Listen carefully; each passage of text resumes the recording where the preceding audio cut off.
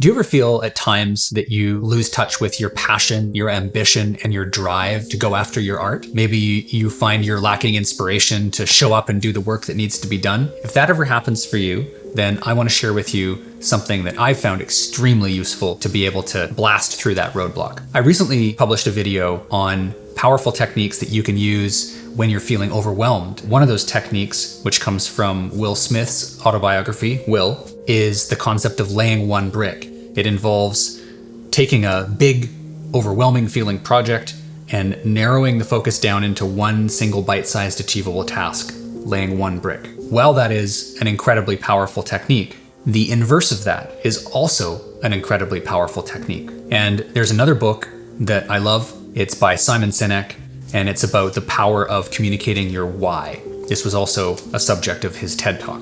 He, in the book, uses an example of two bricklayers that are building on a huge project. And one of the bricklayers is communicating what it is that he does. And he says, I am a bricklayer. I show up every day and I lay bricks. That's what I do. Then another bricklayer is used in the example. And when asked what he does, what he's up to, he says, I'm building a cathedral.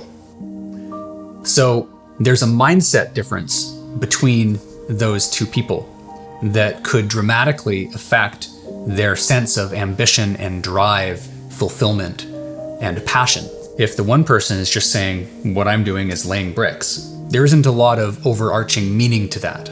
There isn't an overarching transcendent why that's driving that person. Whereas the second bricklayer, the one who's viewing him or herself as building a cathedral, that is a meaningful and powerful project. So if you find yourself feeling disconnected, even at moments, because we often weave in and out of these feelings, but if you're going through a dip and you find yourself disconnected from your sense of passion and drive, or you're feeling a sense of procrastination, or if you're having difficulty showing up and doing the work and doing what needs to be done, if you're stuck in some way, is another way to put it, if you're just stuck with your art, then this is a great one to give a whirl. If you instead zoom way out from the granular, bite-sized stuff and say, what is the reason why I started doing this? Where am I going with this? What's my destination? Where in my wildest dreams and visions will I be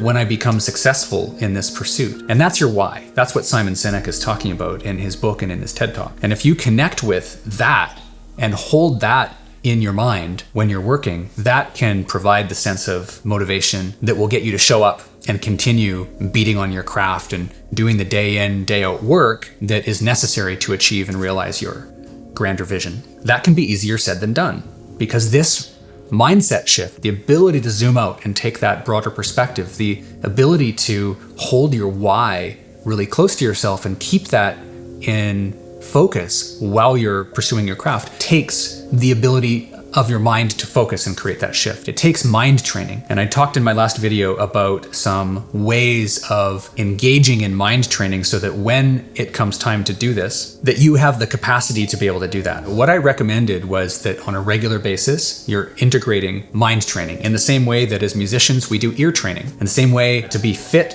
and capable individuals, we do physical training for our bodies. We go to the gym, or we do yoga, or we run, or we bike, or we hike to be able to keep our physical bodies strong. And I implore you, as you begin down this journey of applying these techniques, to also have in your repertoire and to be regularly engaging in some form of mind training. Lots of ways to do that. There are concentration exercises. It could be mindful movement like yoga or Tai Chi. It could be breathing exercises. Maybe Wim Hof is a good place to start. And it could be more traditional forms of meditation. There's lots of ways to engage in mind training, and I would highly encourage you to begin to foray into that realm, begin to build some capacity in that area. You will feel so much more capable and powerful when it comes time to apply these techniques. Thanks so much for connecting and watching this video. I'll catch you real soon. Much love.